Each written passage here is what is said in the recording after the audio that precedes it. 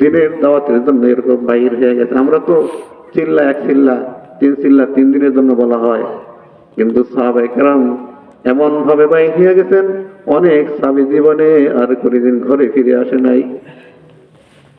পৃথিবীর আনাচে কানাচে বাহির হয়ে গেছেন, যেদিকে গেছেন সেদিকে তার কবর হয়ে গেছে। কবর কবরহুম শাহিদুন, তাদের কবর গুলাই সাক্ষী হয়েছে, তারা আর কোনদিন বাড়িতে ফিরে যায় নাই। 4 মাস তিজরা, এগুলো সব কোরআন শরীফে আছে। সাহাবীদের আমল, রাসূলের আমল। আজকে যদি কেউ হেদায়েত পাইতে চায়, আল্লাহকে সন্তুষ্ট হইতে চায়, রাসূল যে আমল করছেন, সাহাবী যে আমল করছেন, ওই টান মাল দিয়া সব কিছু ওই আমলের ভিতরে লাগিয়ে থাকতে হবে। রাজি আছি তো ইনশাআল্লাহ? ভাই আমি দোয়া করে দিই, তো বেশি কথা বলতে রাজি নেই, যেহেতু সময় নাই।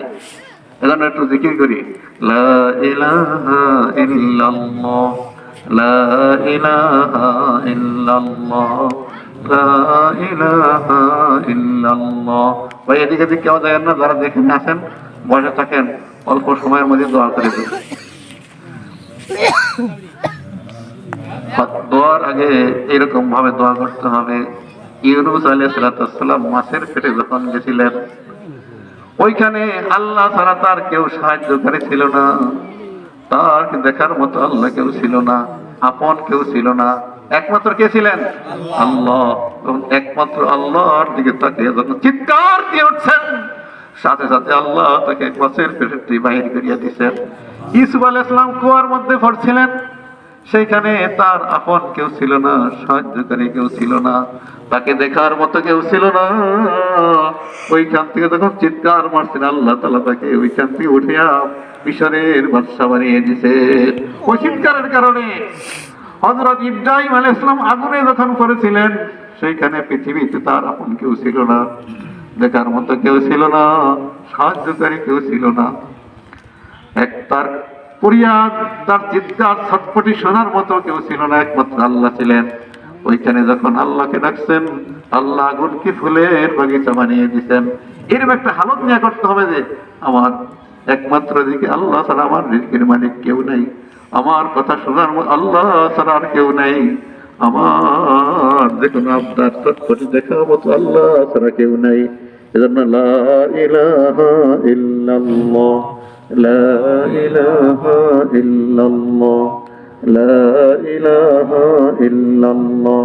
আমরা নিজের মনে করি জীবনের শেষ দোয়া হইতে পারে, আমার জীবনের শেষ মজলিস হইতে পারে, আমার জীবনের শেষ দোয়া এবং শেষ আমল মনে করে একমাত্র আল্লাহ ছাড়া আমার আর কেউ নেই।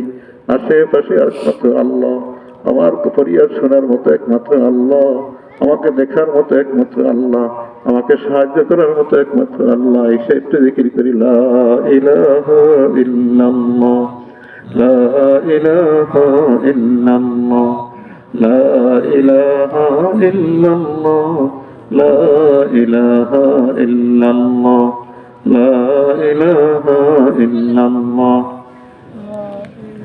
লা ইলাহা ইল্লাল্লাহ, মুহাম্মাদুর রাসূলুল্লাহ।